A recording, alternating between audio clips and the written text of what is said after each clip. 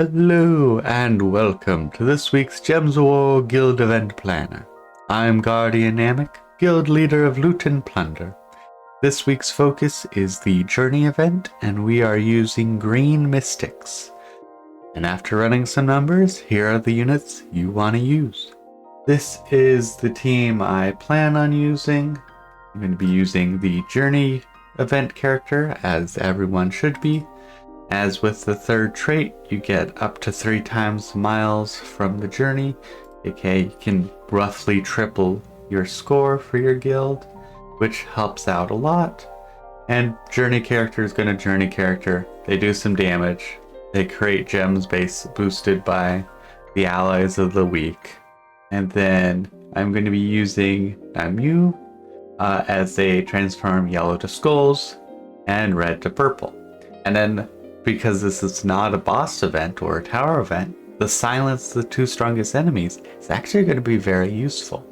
Now, will it really matter too much? Probably not, but it will be very useful. The other nice thing is her trait, Poison Tide, steals for life when matching green gems, gets to trigger a whole lot because he potentially can just keep cycling and making tons of green gems. Now I'm going to mess around with Auspicia. I don't think she'll necessarily be in my final lineup, but she gives life to an ally and then removes all blue, red, and brown gems, which I just kind of want to see the impact of that, because you're roughly removing half of the board when you do that. And I am kind of curious how that's actually going to work. And then I am going to actually end up using the Cauldron instead of an Explode the Board weapon, because I want to double an ally's attack, so Numu's skull busting gets to do more damage, as the damage department is a little low this week. Some other options for mana are going to be Athena, as they get to create 15 yellow and green, and then dispel all enemies. Depending on what enemies we fight, it might actually be nice to get rid of their buffs. We are also once again able to use Unog, who once again does absolute wonders. She is very expensive on mana, but she gets to destroy 2 rows and columns, which gives a lot of mana, honestly. It is the case of like, you know what, she is doing her job. Gives a lot of mana, just a high upfront cost. And she gets to give life and attack to an ally, boosted by Fairy Fire Gems. She gets to put out Fairy Fire Gems.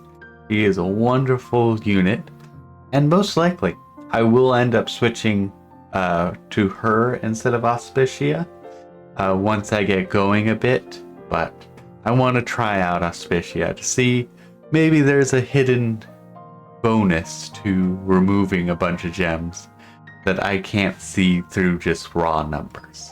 The Haunted Doll is another good mana person to use, as they get to explode 21 purple gems, aka they get to explode all the purple gems on the field, and then they get to heal to full and inflict terror, which terror is effectively a potential insta-kill, as they can move enemies back, and if they're at the end of the line, they just run away. They are also a very effective tank, as they can dodge skull damage very easily, they take less damage from spells, and hey look, when they use their ability, they heal to full, so they are a very annoying tank that I've dealt with them on multiple occasions.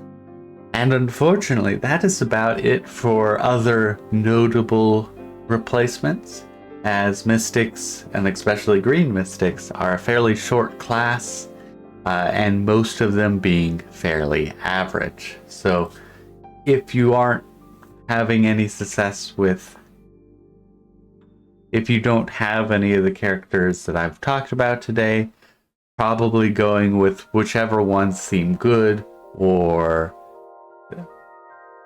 that you like will do you just as well. The key thing is make sure you have Chiron, as he is the journey character for the week, and that means bonus points for your guild, and your guild will thank you for that. I hope this info was helpful for both starting and veteran players of Gems of War. If it was helpful to you, give that subscribe button a click, as I plan on doing these every Monday, both to help my guild and for fun. Until next week, have fun plundering.